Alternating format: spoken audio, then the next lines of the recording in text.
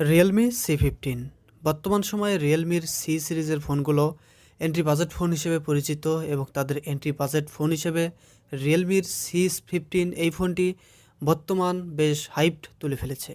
Realme C15 এই ফোনটির বর্তমান প্রাইস হচ্ছে 464GB র্যাম ভ্যারিয়েন্টটি 12,990 টাকা এবং 128GB র্যাম ভ্যারিয়েন্টটি 14,990 টাকা। প্রথমেই Realme C15 এই ফোনটির ডিসপ্লে নিয়ে আলোচনা করা যাক। এই ফোনটিতে থাকছে 6.5 ইঞ্চির একটি IPS HD প্লাস ডিসপ্লে এবং এই ডিসপ্লেটি সম্পূর্ণ ওয়াটারড্রপ নস সমৃদ্ধ। এটি রেগুলার 60 হার্জের ডিসপ্লে, থাকছে না কোনো 90 হার্জ, যদিও এই বাজেটে 90 হার্জ চাওয়াটা বোকামি বলা যায়। আর এই ডিসপ্লেটির স্ক্রিন টু বডি রেশিও 88.7% এবং ডিসপ্লেটির কালার কন্ট্রাস্ট এবং স্যাচুরেশন ছিল বেশ ভালো এবং এই ডিসপ্লেটিতে পাঞ্চি কালার প্রোভাইড করার কারণে ডিসপ্লের ভিউইং অ্যাঙ্গেলও ছিল বেশ ভালো। ডিসপ্লেটিতে কোনো প্রকার নেগেটিভিটির ইস্যু আমি লক্ষ্য করিনি এবং ডিসপ্লেটি মোটামুটি শার্প ছিল এবং এই বাজেটে কন্ট্রাস্টের পরিমাণটাও বেশ ভালো ছিল। ডিসপ্লেটির আউটডোর ভিজিবিলিটি ভালো ছিল, 600 নিটস পর্যন্ত ব্রাইটনেস পাওয়া যায় এবং সাথে থাকছে ডিসপ্লেটিতে কর্নিং গোরিলা গ্লাসের প্রোটেক্টর এবং কোন ভার্সনটি ব্যবহার করা হয়েছে তা তারা জানায়নি। অসংখ্য ধন্যবাদ জানাচ্ছি আমাদের আজকের এই ভিডিওর স্পন্সর ফারুক টেলিকম অ্যান্ড গ্যাজেটকে। তাদের কাছে শাওমি, রিয়েলমি, ভিভো, ওপো এই সকল সেট অফিসিয়ালি তাদের কাছে পেয়ে যাবেন। তাদের শপ রয়েছে উজ্জ্বল কমপ্লেক্স এবং মতিউর রহমান প্লাজাতে। তাদের ঠিকানা কোনাবাড়ি, গাজীপুর।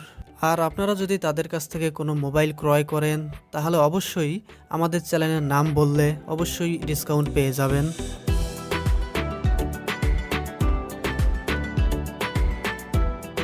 এবারে ফোনটির আউটসাইড নিয়ে কথা বলা যাক। ফোনটি সম্পূর্ণ প্লাস্টিক বিল্ড এবং পিছনে চেক প্যাটার্ন থাকাতে গ্রিপটা ভালোই আসে এবং পিছনে ম্যাট ফিনিশ থাকাতে ফোনটিকে মোটামুটি গর্জিয়াস বলা যায় এই বাজেটে। এবারে ফোনটির আউটসাইড নিয়ে কথা বলা যাক। ফোনটির নিচের দিকে থাকছে micro USB port, speaker, 3.5 millimetre earphone Jack এবং থাকছে মনো মাইক্রোফোন। ডান পাশে থাকছে পাওয়ার বাটন এবং ভলিউম রাখার। দুইটার পজিশনটাই ঠিক ছিল, আমার কাছে বেশ কনভিনিয়েন্ট মনে হয়েছে। এবং ফোনটির বাম পাশে থাকছে ডেডিকেটেড সিম কার্ড স্লট, যেখানে দুটি সিম কার্ড রাখতে পারবেন এবং একটি মেমোরি কার্ড স্লট করতে পারবেন। আর এক্সপেন্ডেবল মেমোরি হিসাবে এখানে সর্বোচ্চ 256GB পর্যন্ত মেমোরি রাখতে পারবেন।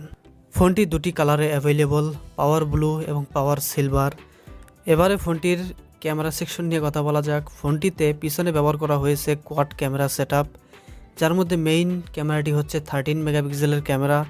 এটির অ্যাপারচার f2.2, সাথে থাকছে 8 মেগাপিক্সেলের একটি আলট্রা ওয়াইড ক্যামেরা যেটিরও অ্যাপারচার f2.2।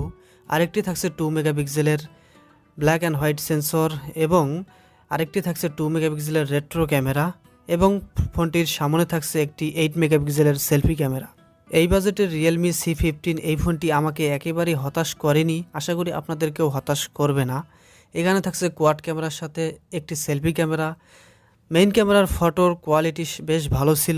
মেইন ক্যামেরাতে কালার ব্যালেন্সটা আমার কাছে ভালোই লেগেছে এবং Realme বরাবরের মতো তাদের ইমেজ প্রসেসিংটা ভালোই রাখে এবং সেখানে ডিটেলটাও মোটামুটি ছিল এবং এখানে শার্পনেসটাও দেখার মতো ছিল।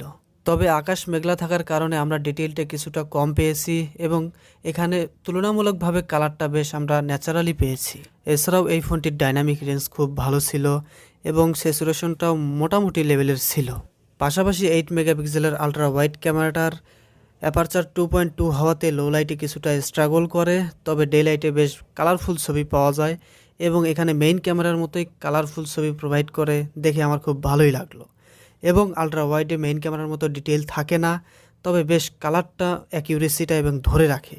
এছাড়াও আলট্রা ওয়াইড ক্যামেরার 119 ডিগ্রি ফিল্ড অফ ভিউ আমার কাছে কোনো প্রকার ফিশ আই লেন্সের মতো লাগেনি, এটা বেশ ন্যাচারাল ছিল এবং দেখতেও ভালো লাগছিল। তবে আলট্রা ওয়াইড ক্যামেরাটা শ্যাডো এরিয়াগুলোতে বেশ নয়েজ গেইন আনে এবং সেটা দেখতেও খারাপ লাগে, তবে খুব একটা লক্ষ্য করবেন না যদি আপনি ছবিটা জুম না করেন। আর এই সেটআপের আর দুটি ক্যামেরা হচ্ছে ইউজলেস ক্যামেরা, যেগুলো মেইন ক্যামেরা সহায়ক ক্যামেরা হিসেবে কাজ করবে এবং এই ফোনটির পোর্ট্রেট মোড হিসেবে আমরা ভালোই পেয়েছি। পোর্ট্রেট মোডের ফটোগুলোতে কোয়ালিটি বেশ ভালো ছিল এবং কালারটাও বেশ ন্যাচারাল ছিল। হাইলাইটটা কিছুটা প্রবলেম করছিল, তবে সেখানে শার্পনেসটা বেশ ভালো ছিল। পোর্ট্রেট মোডে ব্লার অ্যামাউন্টটি কমানো এবং বাড়ানো যায়, যার কারণে পোর্ট্রেট মোডের ব্লার অ্যামাউন্টটা কমানো এবং বাড়ানোর ফলে ব্লার অ্যামাউন্টটা ন্যাচারালে থাকবে এবং এটা দেখতেও খুব ভালো লাগে। পোর্ট্রেট মোডের এজ ডিটেকশন ভালো ছিল এবং সেখানে ন্যাচারাল ব্লার অ্যামাউন্টটাও ছিল। এবং এই বাজেটে ফ্রন্টে 8 মেগাপিক্সেল ক্যামেরা থাকছে রিয়েলমি C15 এই ফোনটিতে, এবং 8 মেগাপিক্সেল ক্যামেরাটির অ্যাপারচার f2.0 হওয়াতে লো লাইটেও বেশ ভালো ছবি পাবেন, সেখানে গ্রেইনটাও কম আসবে। তবে এটাতে আমরা মোটামুটি শার্পনেসটাই কম পেয়েছি, এছাড়া কালার এবং কন্ট্রাস্টটা বেশ ভালো ছিল। ফ্রন্ট ক্যামেরাতে ডিটেলটাও মোটামুটি ছিল, তবে আহামরি খুব একটা ভালো ছিল না। ফ্রন্ট ক্যামেরা তো ন্যাচারাল ছবি পাওয়া যাচ্ছিল এবং ফ্রন্ট ক্যামেরাতে ডিটেল এই বাজেটে ঠিকঠাক মনে হয়েছে আমার কাছে। এছাড়াও ফ্রন্ট ক্যামেরার পোর্ট্রেট মোড আমার কাছে খুব ভালো লেগেছে, সেখানে ব্লার অ্যামাউন্টটাও খুব ন্যাচারাল ছিল এবং ব্লার অ্যামাউন্টটা কমানোর বাড়ানোর অপশন থাকছে। এই দেখে ফেলুন কিছু পোর্ট্রেট স্যাম্পল। ব্যাক ক্যামেরা দিয়ে ভিডিও করা যাবে 1080p 30 ফ্রেম পার সেকেন্ডে, এবং এই হচ্ছে ব্যাক ক্যামেরার ভিডিও কোয়ালিটি। ব্যাক ক্যামেরার ভিডিও কোয়ালিটি আমার কাছে ভালোই লেগেছে, তবে থাকছে না কোনো ইআইএস সুবিধা, তবে ভিডিও চলনসই বলা যায় এই বাজেট রেঞ্জে। এছাড়াও আলট্রা ওয়াইডে ভিডিও করা যাবে 1080p 30 ফ্রেম পার সেকেন্ডে। আলট্রা ওয়াইড ক্যামেরার ভিডিওটাও আমার কাছে ভালো মনে হয়েছে। আলট্রা ওয়াইড ক্যামেরার ভিডিওতে বেশ ভালো কালার ব্যালেন্স আমি লক্ষ্য করেছি। এবার রিয়েলমি C15 মোবাইলের সবচেয়ে বড় হাইলাইটেড ফিচার হচ্ছে এখানে ব্যাটারি হিসেবে ব্যবহার করা হয়েছে 6000 মিলিঅ্যাম্পিয়ারের ব্যাটারি, এবং এই ব্যাটারির সাথেই প্রোভাইড করা হয়েছে 18 ওয়াটের একটি ফাস্ট চার্জার। তবে সেখানে 18 ওয়াট চার্জার দিয়ে চার্জ দিলে ফোনটিকে মোটামুটি 4 ঘন্টার মতো সময় দিতে হয় ফুল চার্জ হইতে।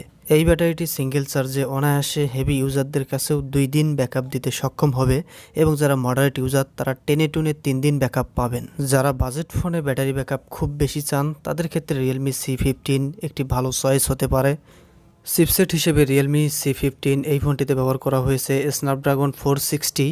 এই চিপসেটের ম্যাক্সিমাম ক্লক স্পিড 1.8 গিগাহার্জ, এবং এই চিপসেটটি 11 ন্যানোমিটারে বিল্ড করা। এই চিপসেটটি হেভি ইউজার বাদে মিডিয়াম ইউজারদের কাছে বেশ ভালোই বলা যায়।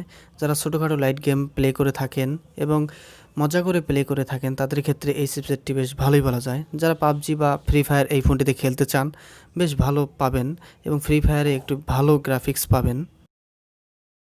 রিয়েলমি C15 ফোনটিতে র্যাম হিসেবে থাকছে 4GB র্যাম, এবং ইন্টারনাল মেমোরি হিসাবে থাকছে 64GB ইন্টারনাল স্টোরেজ। মডারেট ইউজারদের কাছে এই র্যাম রম ভেরিয়েন্টটি বেশ কনভিনিয়েন্ট, এবং যারা মাল্টিটাস্কিং করে থাকেন অল্প স্বল্প অ্যাপ এবং সেখানে ব্যাকগ্রাউন্ডে কিছু অ্যাপ রেখে কাজ করে থাকেন তাদের ক্ষেত্রে বেশ ভালোই হবে বলা যায়। এখানে মাল্টিটাস্কিং ছিল বেশ স্মুথ এবং কোনো প্রকার হিকআপ বা ল্যাগের আমি লক্ষ্য করিনি। ফোনটিতে রান করছে অ্যান্ড্রয়েড 10 বেসড রিয়েলমি UI 1.0। এখানে অ্যান্ড্রয়েড 10 বেসড রিয়েলমি UI 1.0 বেশ স্মুথ পারফরমেন্স দেখিয়েছে, এবং রিয়েলমি UI এর সব ধরনের ফিচার আপনারা পেয়ে যাচ্ছেন। ডার্ক মোড সহ অন্যান্য যে সকল ফিচার রিয়েলমি UI এর থাকা দরকার সবগুলো ফিচার এখানে উপস্থিত আছে। রিয়েলমি C15 এই ফোনটিতে সিকিউরিটি সেকশনে থাকছে ফিঙ্গারপ্রিন্ট সেন্সর ও ফেস আনলক সুবিধা। ফিঙ্গারপ্রিন্ট সেন্সরটার স্পিড ছিল বেশ ফাস্ট এবং অ্যাকিউরেট। ফেস আনলকের স্পিডটাও ছিল বেশ ফাস্ট এবং অ্যাকিউরেট, কোনো প্রকার ঘাপলামি করে না আমার টেস্টিংয়ে। এই পর্যায়ে কিছু কথা বলে রাখি, আমাদের চ্যানেলটি যদি পূর্বে আপনি সাবস্ক্রাইব না করে থাকেন তাহলে অবশ্যই চ্যানেলটি সাবস্ক্রাইব করবেন এবং পাশে থাকা বেল আইকনটিও বাজিয়ে দিবেন সবার আগে ভিডিওর নোটিফিকেশন আপনার কাছে পৌঁছাতে।